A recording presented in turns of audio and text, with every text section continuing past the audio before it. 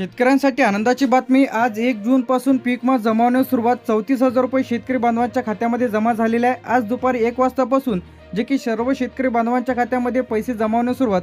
आज सर्व शेतकरी बांधवांसाठी मोठी आनंदाची बातमी। आज 1 जून पासून पीक विमा वाटप सुरू झालेले आहे। अनेक शेतकरी बांधवांच्या खात्यामध्ये आज 1 जून पासून 34,000 रुपये हेक्टरप्रमाणे शेतकरी बांधवांच्या खात्यामध्ये आज दुपारी 1 वाजल्यापासून शेतकरी बांधवांना SMS इथं सुटलेले आहेत। तर लगेच तुम्हीला SMS आला का चेक करा। आता यामध्ये खरीप आहे, रब्बी आहे। आता खरीप रब्बी पीक विमा कोणाला इथं मिळालेला आहे, कोणत्या बँक खात्यांमध्ये पीक विम्याचे पैसे इथं जमा होत आहे हे आपण इथं पाहणार आहे। सर्वप्रथम यामध्ये येते स्टेट बँक ऑफ इंडियामध्ये सर्वप्रथम फास्ट पैसे जमा होत आहे। त्यानंतर bank of Maharashtra, central bank of India, Punjab national bank, Canara bank, union bank, Indian bank, HDFC bank, ICICI bank, axis bank, जिल्हा मध्यवर्ती सहकारी बँक, महाराष्ट्र ग्रामीण बँक, त्याचप्रमाणे ग्रामीण बँक पतसंस्था। आता आजपासून जे की सर्व शेतकरी बांधवांच्या खात्यामध्ये पैसे तर जमावण्यास सुरुवात, जे की 1 जूनपासून वाटप इथं सुरू झालेलं आहे। म्हणजे 1 जूनपासून असं नाही की 1 जूनपासून टप्प्याटप्प्याने पैसे जमा होईल। कोणाला 2 जून, 3 जून, 4 जून, 5 जून असा 10 ते 15 दिवसाचा कालावधी लागू शकतो। आता यामध्ये कोणकोणत्या पिकाचा पीक विमा मंजूर झालेला आहे, जे की 1 जूनपासून इथं पैसे जमा होतील। यामध्ये सोयाबीन आहे, कापूस आहे, तूर आहे, उडीद आहे, मूग आहे, मक्का आहे, बाजरी आहे। तर या पिकांचा पीक विमा इथं मंजूर झालेला आहे। यानंतर भात आहे, तांदूळ आहे, ज्वारी आहे। याचप्रमाणे खरीप झाल्यानंतर रब्बीमध्ये गहू, हरभरा, ज्वारी, कांदा अशा पिकांचा यामध्ये समावेश आहे। आता कोणत्या पिकासाठी किती पीक हेक्टरीप्रमाणे पीक विमा जमा होत आहे? सोयाबीनसाठी 8 ते 30,000 रुपये प्रति हेक्टरी, कापसासाठी यामध्ये 10 ते 40,000 रुपये प्रति हेक्टरी, तुरीसाठी यामध्ये 8 ते 25,000 रुपये प्रति हेक्टरी, मक्यासाठी 7 ते 20,000 रुपये, भातासाठी 10 ते 35,000 रुपये, गव्हासाठी 8 ते 25,000 रुपये, हरभऱ्यासाठी 8 ते 30,000 रुपये या हेक्टरप्रमाणे पैसे जमा होत आहे। आता या जिल्ह्यांमध्ये पीक विमा वाटप सुरू झालेलं आहे।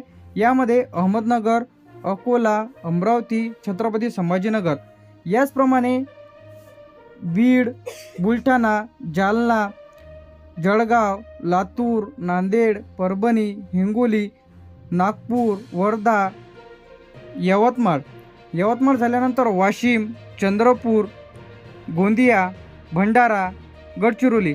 तर आता या जिल्ह्यांमध्ये वाटप सुरू झालेलं आहे। आता पेंडिंगचे जिल्हे यामध्ये पुण्यामध्ये लाभार्थ्यांची यादी इथं यायची राहिलेली आहे। निधीसुद्धा मंजूर व्हायचा राहिलेला आहे आणि वाटप देखील टाईम लागणार आहे। यामध्ये पुणे, सातारा, सांगली, सोलापूर, कोल्हापूर, नाशिक, धुळे, नंदुरबार, पालघर। तर हे प्रलंबित जिल्हे म्हणजे या जिल्ह्यांमध्ये निधी मंजूर व्हायचा राहिलेला आहे आणि वाटप देखील टाईम लागणार आहे। यानंतर ठाणे, रायगड, रत्नागिरी, सिंधुदुर्ग, धाराशिव, मुंबई उपनगर। याचप्रमाणे आता यांसाठी जो काही इथं हेल्पलाईन नंबर आलेला आहे, पीक विमा ज्यांना कोणाला आलेला नसेल किंवा तुम्हाला तक्रार करायची असेल पीक विमा का आलेला नाही, अर्ज पेंडिंग काय, यासाठी 14447 तर या हेल्पलाईन नंबरवरती लगेच कॉल करा। आता पीक विमा कंपनीला तुम्हाला लेखी अर्ज देऊन सुद्धा तुम्ही तुमचा राहिलेला पीक विमा इथं मिळवता येणार आहे। यासाठी पीक विमा कंपनीकडे लेखी अर्ज देण्यासाठी तुम्हाला प्रति, माननीय, प्रतिनिधी, याचप्रमाणे तालुका लिहा, जिल्हा लिहा। आता पीक विमा रक्कम खात्यात जमा न झाल्याबाबत अर्ज। आता यामध्ये खरीप रब्बी पीक विमा असेल, यामध्ये अग्रिम असेल। आता याचप्रमाणे 2024चा असेल, 25चा असेल, 26चा असेल, जे की आता लेटेस्ट अपडेट आहे। तर आता याचप्रमाणे महोदय मी म्हणजे तुमचे संपूर्ण नाव, राहणार, तालुका, जिल्हा लिहायचा आहे, येथील शेतकरी आहे, मी खरीप रब्बी हंगामासाठी यामध्ये 2024, 25, 26 जे काही असेल ते टाका। हंगामासाठी पीक विमा योजनेअंतर्गत अर्ज केलेला होता। आता माझा पीक विमा अर्ज मंजूर असूनही अद्याप माझ्या खात्यामध्ये पीक विम्याची रक्कम जमा झालेली नाही। याचप्रमाणे माझ्या अर्जाची पडताळणी करून पीक विमा लवकरात लवकर माझ्या खात्यामध्ये जमा करण्यात यावी ही नम्र विनंती। याचप्रमाणे इथं तुम्हाला शेतकऱ्यांचे नाव टाकायचं आहे, अर्ज क्रमांक, खाते क्रमांक, मोबाईल नंबर, बँकेचे नाव, याचप्रमाणे गावाचे नाव, तालुका, जिल्हा।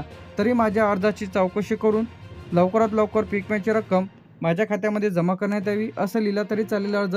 या अर्जासोबत तुम्हाला आवश्यक कागदपत्रे तर जोडून द्यायचे आहे, म्हणजे पीक विम्याची पावतीची एक झेरॉक्स, आधार कार्डची झेरॉक्स, बँक पासबुकची झेरॉक्स, 7/12/8 ई पीक पाहणीचा जर पुरावा असेल किंवा पीक पेराचा पुरावा असेल तर ते सोबत जोडून द्या, नाही दिला तरी चालेल।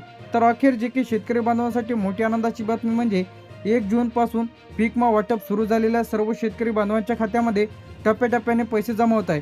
शेतकरी बांधवांना SMS आला का लगेच तपासा आता बँक खात्यांमध्ये पीक विम्याचे पैसे तर जमा होत आहे या जिल्ह्यांमध्ये. आता कोणत्या जिल्ह्यांसाठी किती निधी इथे आलेला आहे आपल्या चॅनलवरती व्हिडिओ अपलोड केलेला आहे, तर लगेच बघा. आज दुपारी 1 वाजतापासून जो काही पीक विमा इथं शेतकरी बांधवांच्या खात्यामध्ये 1 जूनपासून जे काही इथं जमा होत आहे, किती 1 वाजतापासून पीक विमा इथं शेतकरी बांधवांच्या खात्यामध्ये 34,000 रुपये इथं जमा होत आहे. 1 जूनपासून अखेर पीक विमा शेतकरी बांधवांच्या खात्यामध्ये टप्प्याटप्प्याने इथं जमा होत आहे, जे की आजपासून अखेर वाटप सुरू झालेलं आहे.